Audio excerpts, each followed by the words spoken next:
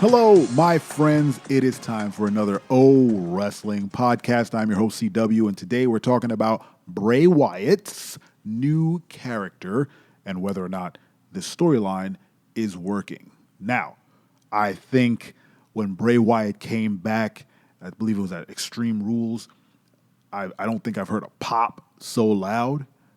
The man made an impact, and since that pop, I feel like a lot of the luster has been shaved off of not only his character but this story in general. Now, I'm not a WWE writer. I was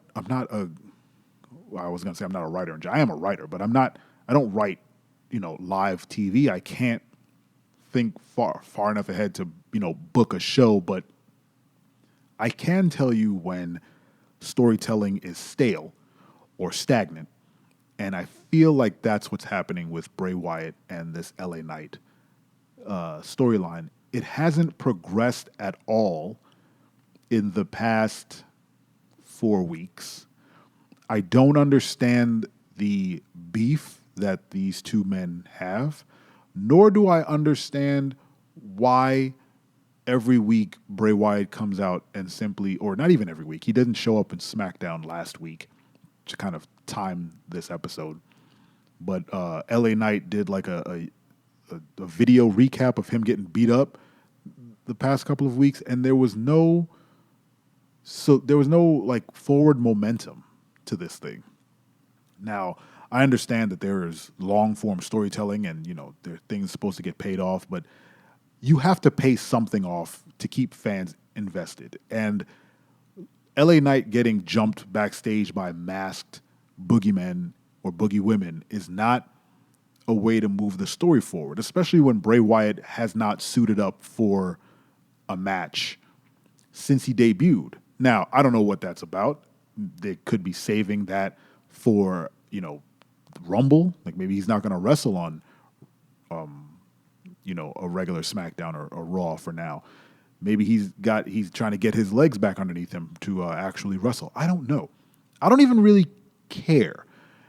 But if he's not going to get in the ring and wrestle someone, there needs to be some sort of resolution to something in this storyline, whether it be the reveal of who Uncle Howdy is, if they are going to pull the trigger on Wyatt having another stable.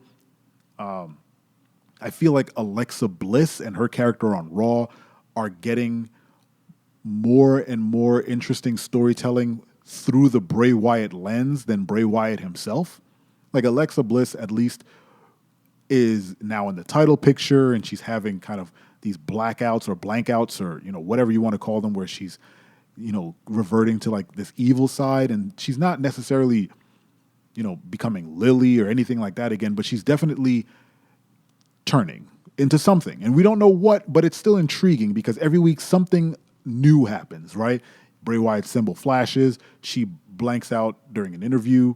She puts Bianca Belair in the Sister Abigail pose for way too long. But still, she puts her in that pose as if she's like going to hit her with that move. Whatever the case may be, her story is moving forward while Bray's is kind of standing still. And I don't even know if LA Knight is the right guy for this angle because there's no reason why either one of them should be interacting. And the fact that LA Knight is, an active wrestler and should be wrestling matches and not just getting jumped and doing segments is kind of the issue. Like we know LA Knight's ready to go, right? He can wrestle a match today, tomorrow, whatever. And if Bray is not ready to go, why are we pairing him with someone who can wrestle, right? If you want to do the vignettes and cut up promos for Bray Wyatt and Uncle Howdy and whoever, that's fine. I don't mind that. And if it's going to tell a long story, fine. And we can just live through the promos. But the moment you bring an active wrestler in, someone got to wrestle. Someone better wrestle somebody. And the fact that no one's wrestling anybody in that angle, and not only that, but we're getting no information as to where this is going. It's not really doing it for me. Now, I know Bray Wyatt is a fantastic wrestler. He's a fantastic wrestler. He's a fantastic wrestling actor, and his characters are always engaging. Whether you like them or not, you can't deny that they are unique and engaging and different than everything else that's on the program at the moment. When The Fiend debuted, I still think The Fiend was mismanaged and not handled properly, as many people do. But there were ways to make that work, and they just didn't jive.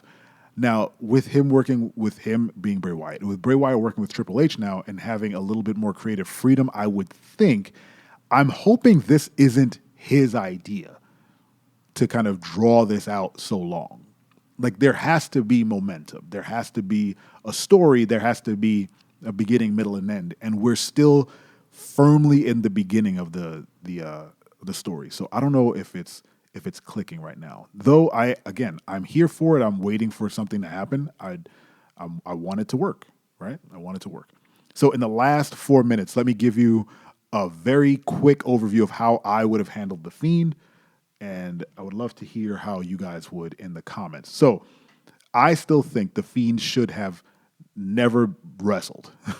I don't think that character should wrestle. I think the Mr. Rogers-esque Bray Wyatt version in the sweater should have been the wrestler. He should have gone out and wrestled every match. No Fiend wrestling, right? To start. The Fiend should have been like what Uncle Howdy is doing now. He should have been the backstage guy, but not in a spooky, like you never see him fight. You absolutely see him jump people, but it always comes after not just a loss, but a slight on Bray Wyatt. So Bray Wyatt will go out there all happy-go-lucky and weird and wrestle and be strange and be Mr. Rogers and, either win his match or lose his match or whatever. But if someone crossed him in some way, or someone, I don't know, who fit the bill that should have been taken out by The Fiend, someone who represented a facet of Bray's mentality that he no longer wanted to associate with, whether it be McMahon or, Husky Harris, like a big, thick guy or whatever The Fiend deemed to be something that needed to go. Or hell, if someone showed fear, and The Fiend, I believe he had fear on his knuckles. If they showed fear, would entice The Fiend to come out and attack them. Bray Wyatt, that character, the Mr. Rogers character, should have been the one chasing gold and, trying to make himself better by wrestling and getting all that stuff over and putting stuff behind him and being kind of this broken character who is trying to do better, right? Almost in an unhealthy manner, where he's kind of pushing all this fear and pain and anguish down and going out there in this really creepy, like overtly happy way in wrestling, and then just snapping, right? And then The Fiend would come out and do all the damage that he felt inside, right? So I don't think the reason The Fiend failed for me is that he became another gimmick. He became a version of Kane that he didn't need to be. The moment they handed him a belt with his face on it, he lost. That character lost. The Fiend didn't strike me as someone who gave a crap about a belt. And the fact that he had his face on it and it was more vain, it was a vanity belt for a character who was very much like the id of Bray Wyatt, it failed. So they had to do away with that, and they should have leaned heavily on like I said, the happy-go-lucky character in the bright lights and all that stuff. Also, before we call it, The Fiend should have had a completely different moveset than Bray Wyatt to distinguish those two characters. If Bray Wyatt's character had the Sister Abigail, Fiend should have had a completely different finisher. Okay, that's it for today's episode of O Wrestling Podcast. I appreciate your time. Make sure you subscribe on YouTube and follow us on Instagram, oh.wrestling, o.wrestling on Instagram. Thank you so much for spending your time with me. It's been a great 10 minutes. Let's get another 10 minutes under the belt. I'll catch you guys next time. I'm your friend. I'm your friend, but if I ever see you in the ring, I can beat you. Don't you know? Yeah, yeah, yeah.